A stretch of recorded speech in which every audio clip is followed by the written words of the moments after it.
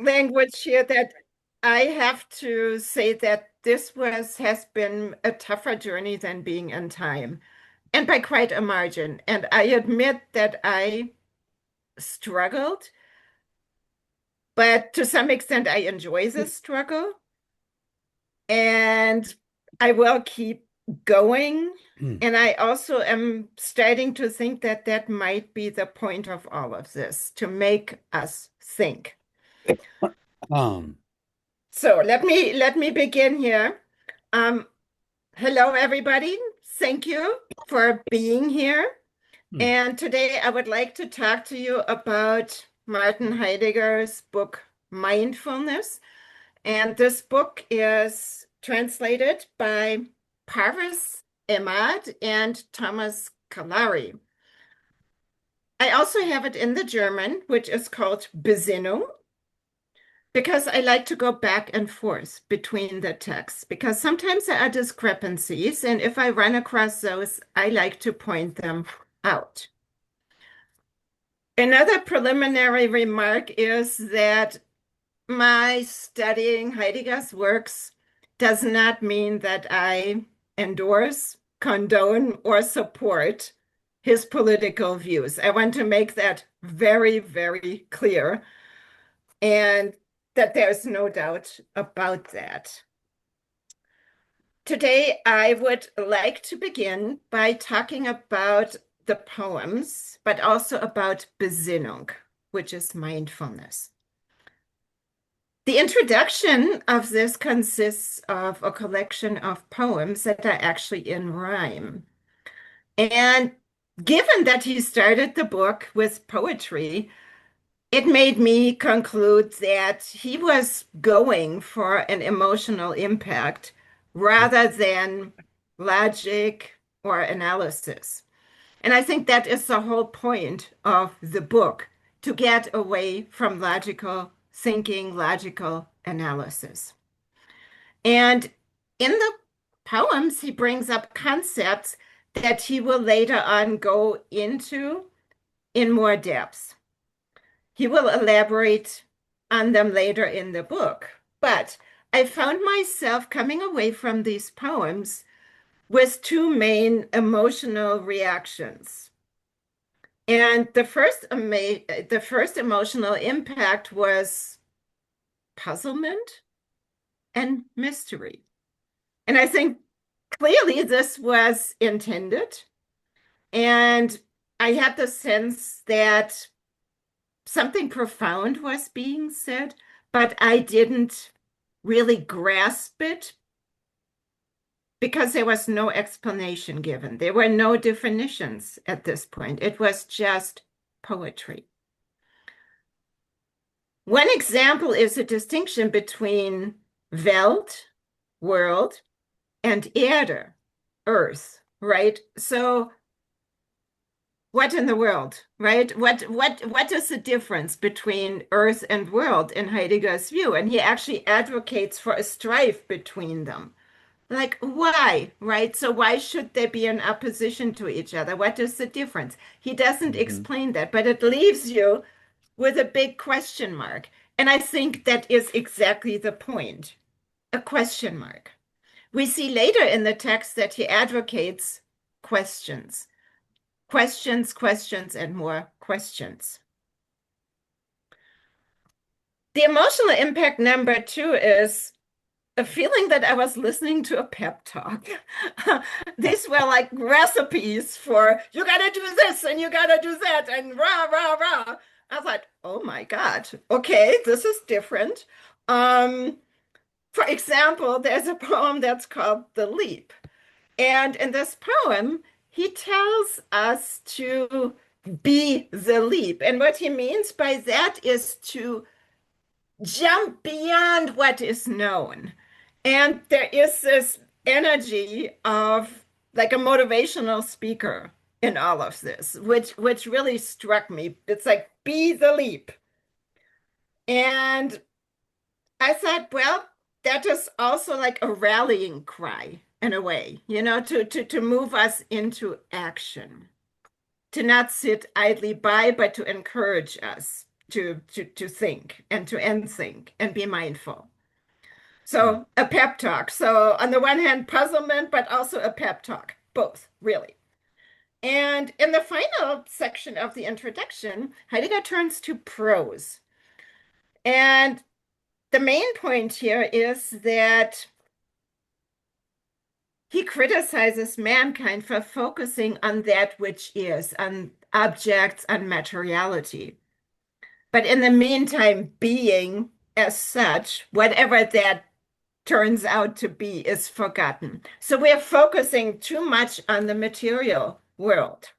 Well, this is very much destructive. In his view, this focus on things, on beings, on materiality is not good. It actually produces a focus on what he calls makeability and producibility, which then results in a thinking of more, more, more. We have to produce more, we have to, make better things, and it takes us away from the type of thinking he advocates, which is this mindfulness.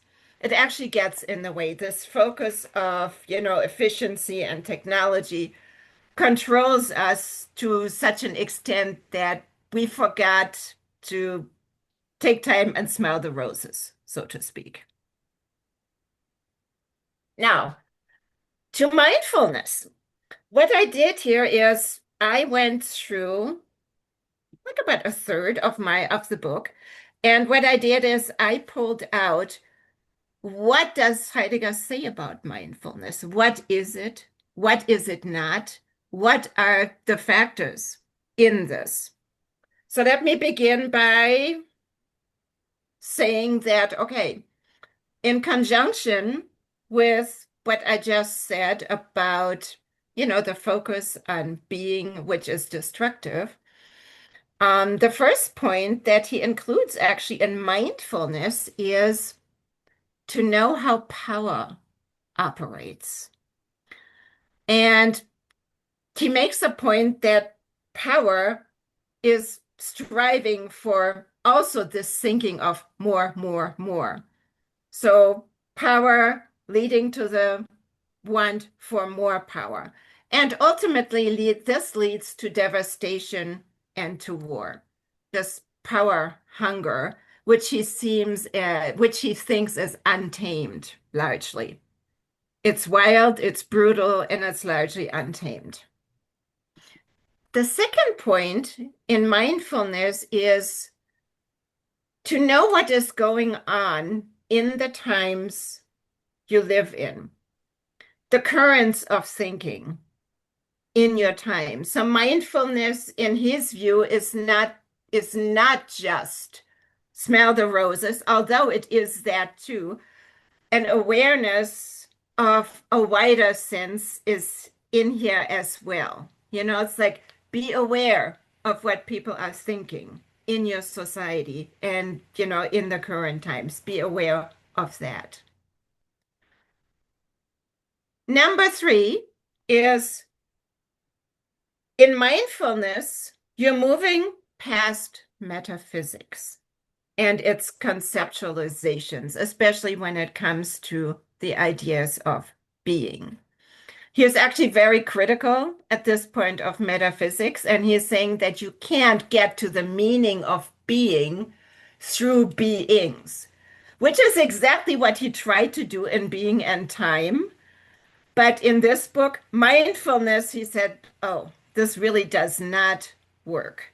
You cannot get to being through beings because being stands on its own. It's einzig, it's unique.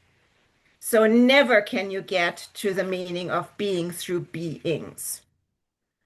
And just for definition's sakes, so moving past metaphysics, and I would like to throw in here, of course, just in case, what is metaphysics, right? And metaphysics is an area of philosophy, and it deals with the larger questions and the kinds of things that are and the being of these things. It's questions of existence, causality, larger principles. Now, and I want to give you a quote here from Collier Macmillan, The Encyclopedia of Philosophy, page 290. In the 18th and 19th centuries, the term metaphysics was used broadly to include questions about the reality of the external world. And this is what Heidegger has a beef with, the external world, to equate being with beings. No, it's not. Being is not another thing that you can give attributes to. Being is unique, it stands on its own. In Heidegger's view, metaphysics failed in elucidating the meaning of being because it got stuck. It got stuck in the idea that being is a presence of an entity. So here, stuck again in the idea of an entity. And that, he says, is, a problem. So this one here is a quote from a paper by Taylor Carman. The paper is called Heidegger's Disavowal of Metaphysics. And I quote from Mr. Taylor Carman here. Heidegger's disavowal of the word metaphysics marked the beginning of his representational or calculative thinking. It's a rejection of calculative thinking. It's the rejection of analysis, like we know analysis, like plucking things apart. Representational thinking aspires to comprehend entities as such. So here we go again. It's about entities. It's about things. It's about objects. And that is not the path to being.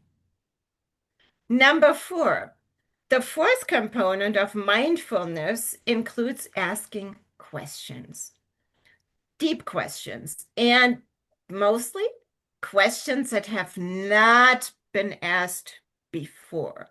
And this is also something that he accuses philosophy of, that the question of what being is has not truly been asked or answered. So what he wants us to do is ask the question of the truth of being, not beings, to get away from objects/entities. Fifth, Besinnung, mindfulness, has nothing to do with reason. It is not a calculating way of thinking. It is not analysis in terms of, okay, let's categorize, let's pluck things apart. This goes in this box, this goes in that box. It's not that at all. It is not categorizing. It is not an analysis in the way in which science would approach something. Rather, and this is a key point for me, and I love this point. This is the main point I want to highlight. Rather than analysis, mindfulness is, in the translation into the English language, mindfulness is an inquiring musing. And I just love this. I just absolutely love this. Inquiring musing. Now, I would like to give you the German, and because it has another implication that does not come through in the translation.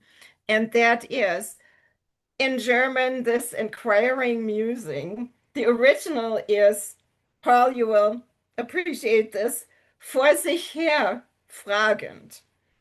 And that means and just asking, like you like taking a walk and it's kind of like a mumbling. It's like I would equate this to like a mental mumbling.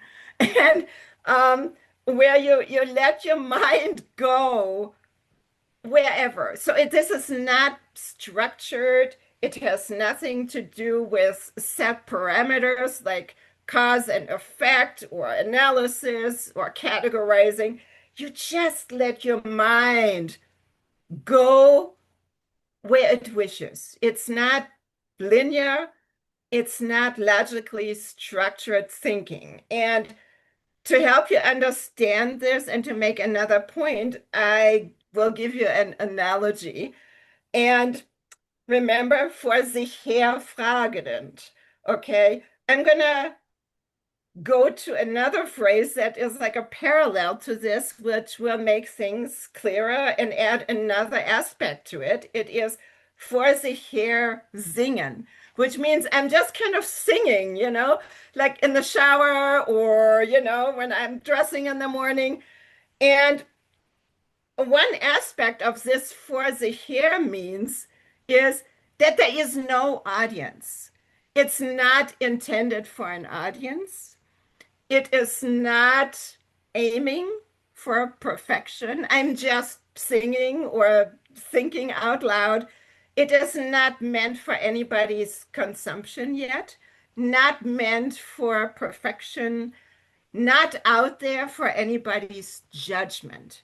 It is just a freestyle thinking or singing. And it's really a constraintlessness where, okay, I don't care how this goes, I don't care where it goes, it doesn't matter. You just let it run, like watercolor, just let it run together, and the outcome, let it be what it may. And I think it is this openness that Heidegger wants. It is this openness that allows us to go wherever, without constraint or without worries about being evaluated in any way. Just let it go. And I think this is really the cradle of creativity. I mean, seriously, when do you have your best ideas? It's a cradle of creativity. This, just okay, just me. I mean, I love this inquiring musing. So it is unstructured, nonlinear, no concern for a possible audience. It's for you. You're doing this for you, in a sense. You're the only audience member at that point. Um, Number 6, Besinnung, mindfulness. It is not a quick thinking. So it is standing in opposition to the technology and production lines and all of that Heidegger is criticizing. It is not quick, and you have to have patience, and you have to be willing to do it over and over and over again. So if you're pondering something and you don't come up with something, you don't give up. You just keep, okay, you just keep plugging and go on another walk and figure it out. Or try to figure it out, or not. But it is not something that can be rushed. It needs to take its time to evolve. Number 7, he talks about Besinnung, mindfulness in the context of philosophy. And he says that it is not a looking back. It is actually the opposite. In this case, it is looking past known thinking. It is looking past what established categories and ideas are. Look past that, and rather it is what he calls an entwurf. A thinking that moves truly forward and leaves everything that is known behind and dares to ask questions, the new questions. So it is, this Besinnung it's a leaping, yes, Paul, Entwurf. It is a projection. It is a projection onto, and I quote here, into an Offenheit, an openness. It is leaping into the unknown, as one of the poems makes clear. It's leaping to other realms, to what's ungrounded, where you can't say, okay, this is this, and I need to build stone up on stone. No, you don't have to. You can just do it on your own and muse. You don't have to think about what it is based on, the justification. This is really a free thinking, and it is thinking in new directions. And he calls this a new beginning that gets us out of established thinking. And this is what, philosophy, in his view, and all of us should do. Because the categories that, in his view, philosophy has established and metaphysics have established didn't get us where we need to be. So it's this free asking, free musing that he's advocating here. And last but not least, and I love this as well, it's having a sense of sober magic is not only allowed, it's encouraged, like in Heidegger, I forgot where, gives the example of a tree. It's one thing, you analyze it. I mean, he gives the example of you can analyze a tree, or, it's like, oh, this is this is that. Or you can just take in its beauty. And to not forget about that is also part of Besinnung. So there are, as you see, a lot of facets to that: awareness of one's time, awareness of thinking, overcoming categories, but also stop and smell the roses.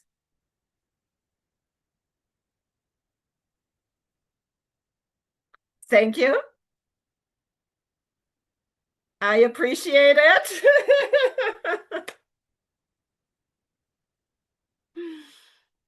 Thank you so much. Thank you for listening to my musings. Well, Heidegger's musings, not mine, really.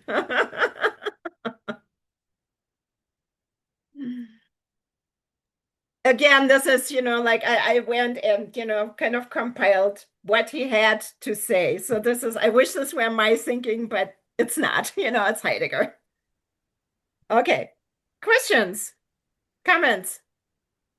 Uh, I, a Oh, I, I mean, I see your hand, and Olivia Yes, and Paul. yes, I was yes. muted. Olivia. Come on, Paul. Come on, Paul. Please, come on, Paul. Please.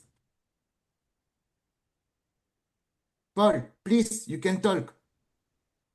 Um, in the about point number 5, point number 4, point number 6, I got the notion that your interpretation of Heidegger, that he was urging um, a suspension of thinking.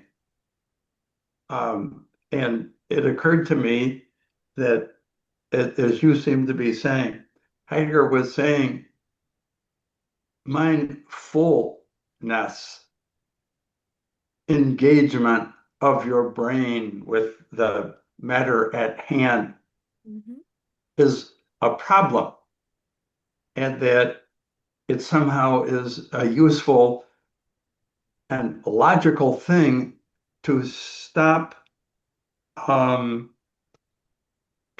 trying to catch the butterfly, asking questions that haven't been asked before. I like that idea, but there is a huge difficulty for me.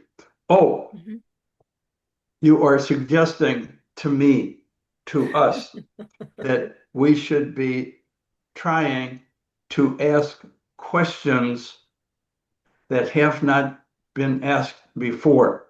Yeah. And if that is mindfulness, if that is a definition or an interpretation of mindfulness. That is, asking questions that have not been asked. Um, it hurts my brain, it hurts my head because I It, have to figure out how to ask a question that hasn't been asked it, it, before. And I if know, I throw this I, out to everybody here, I know I mean, to me too, but I mean, he himself admits in the text that this might seem like an impossible task.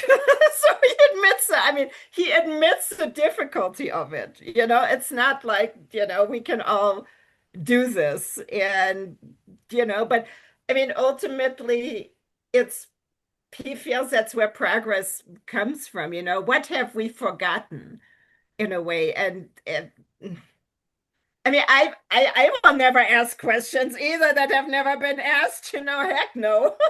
well, here's a simple question. I'm trying hard to think right now.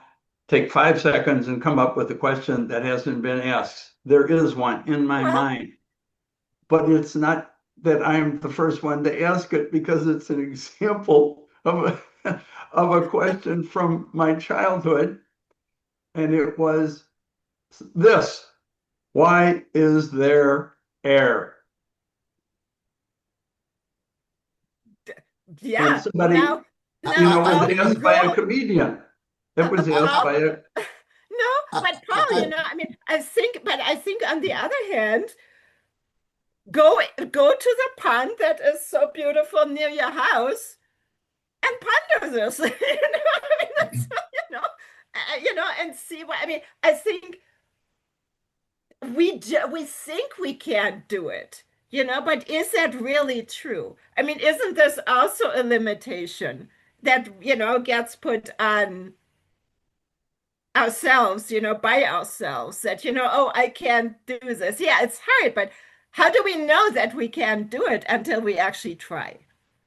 Right? I mean, it's like because we're not used to doing it, and I think it makes us uncomfortable. Of course it does. Oh, well, I can't do this. It's like, well, why not? What gives you the idea that you can't?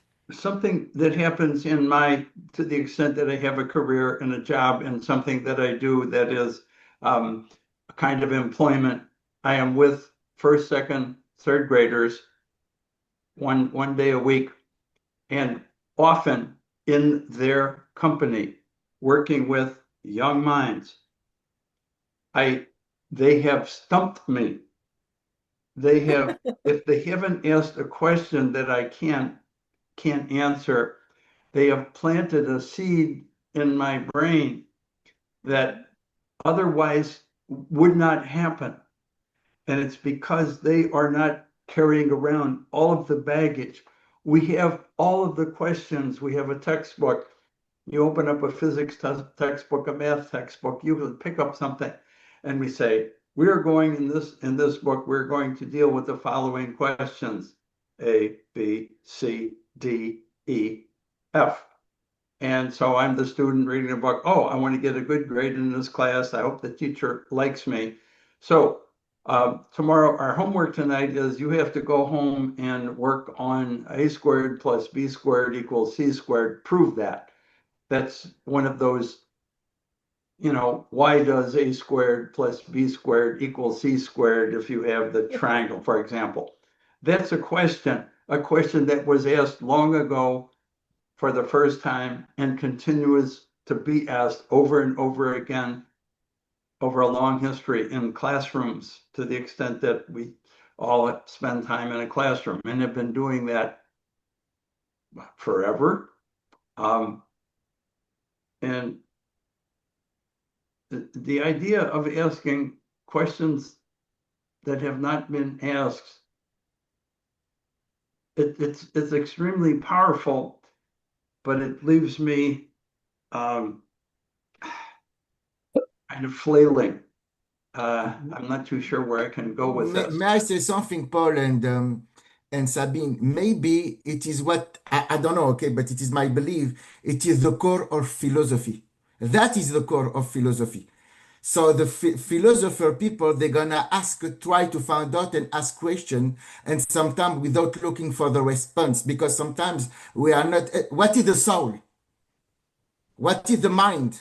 You know, Yeah. this kind of question that people start to think about it. But I believe there is some professor like Dr. David, Dr. Wanda, a lot of professors, they can talk about it, you know. I'm just a student, but for me, it is all that is the core of philosophy.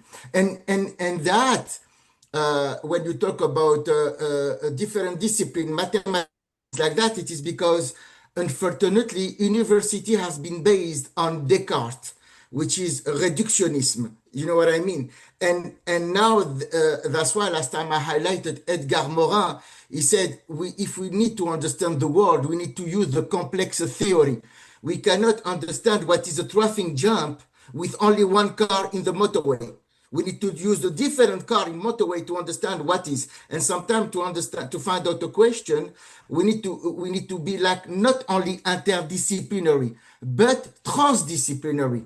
But what's happened now in this world, people confuse multidisciplinary with interdisciplinary, and they don't know what it is. You know what I mean? One professor, he stopped me in front of everyone in the conference, and he said, "No, no, no." I said, "No, sorry, I will try to. Maybe I was. I'm sorry if I was misunderstood, but I had to explain him what is interdisciplinary, and the guy is a professor in entrepreneurship, and so imagine they don't, and then transdisciplinary. So we need to have. And so if you kind of question, and you know what, as well, and Jen, I will finish. You know, Paul, sometimes, and when I believe we speak, me, I'm having the ability to speak three languages. Okay, what I mean? And when you speak three languages, you're gonna see the world differently. So more you talk language, more you will see the world differently, more you have many questions that you cannot answer. You know what I mean? Or you never thought about it, because when we impose, because our thought and things, it is imposed by our language and the perception of the world. And if I believe we speak different language, and we've been to understand the culture of other, you will see I'm making a mess when I go to Tunisia. I make a mess when I go to France because no one understands you. Yeah. Anyway, just wanted to tell you that. And I mean, Thank you. actually, about your point that asking new questions is philosophy's job, Heidegger says that, and so yeah, that's what thinkers are supposed to do, and that is their job precisely. So, bravo! I mean, thank you. Thank you so much, Sabine. I'd like to Olivia. make, thank you. Uh, so first of all, I love the word constraintlessness.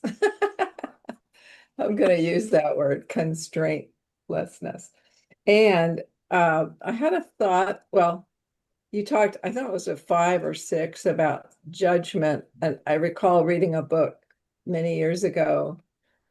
I can't remember the name of it. It was something like when everything you always wanted isn't enough, or it was something, it was sort of a trend to help you grow as a person. And it had a chapter on judgment, and it said, see how long you can go during the day without judging anything. Well, Ah.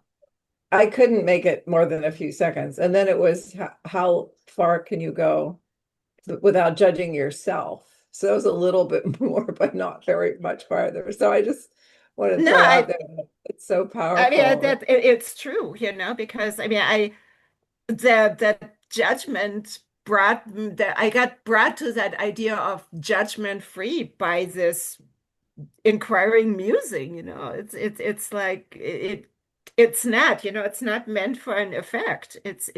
But I think Right. that is also the appeal of it, because Mhm. when you try to meet expectations of others, they already have certain things in mind, right? If and they want to hear certain things because this is what they know. Well, why didn't she mention this?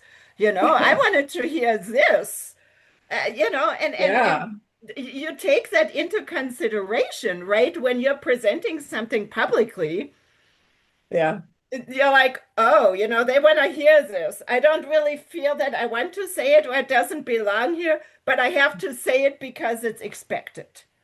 Yeah, and I think that can be a trap, right? I don't know if you guys are familiar with the four agreements. That might be a fun topic for one of these weeks. But one of them is one of them, well, it's be impeccable with your word.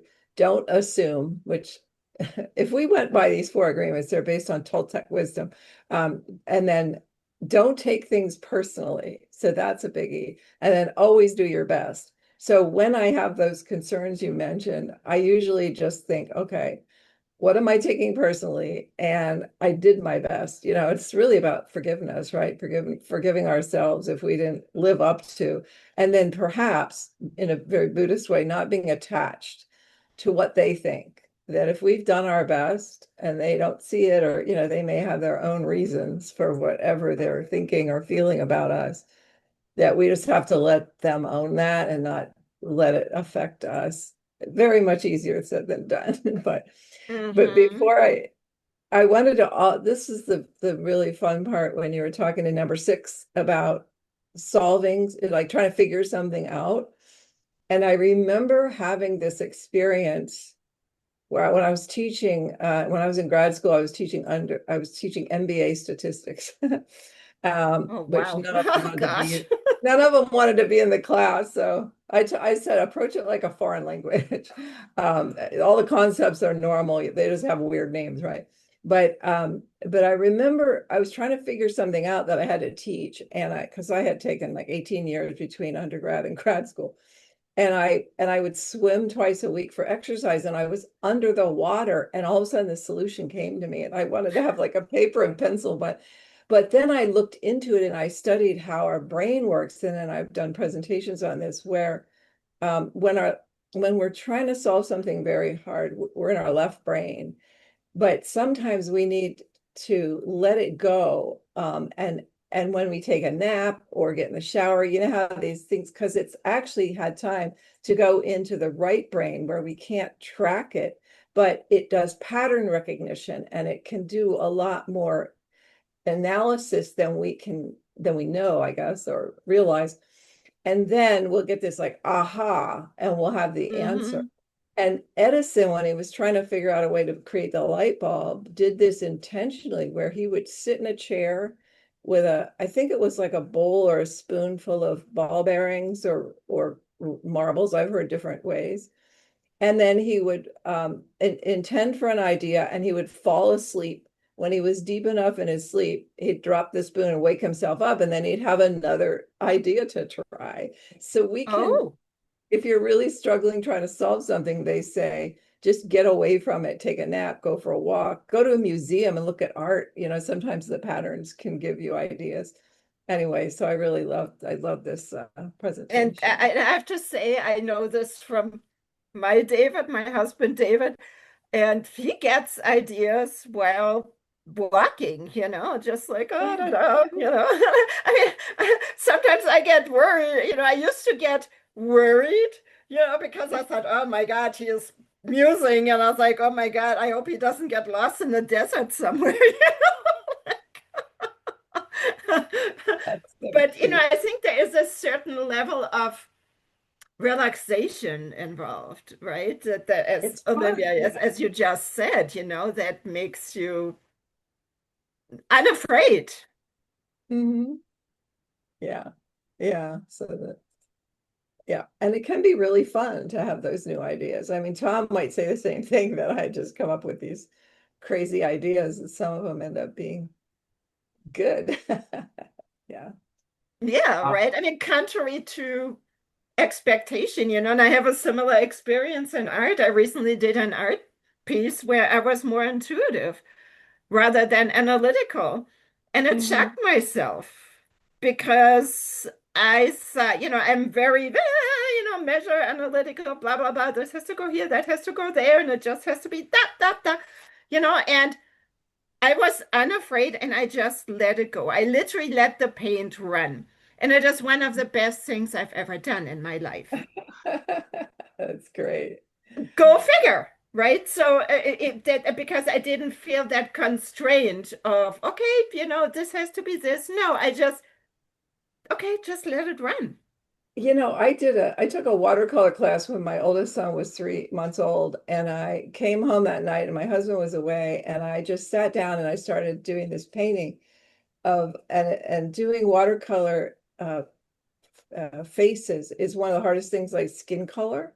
Maybe you Mhm. could grab it, Tom. I'll show it to you. So I went into some other space. Like I didn't keep track of time. I almost didn't know where I was. It was like I was channeling, if that makes sense.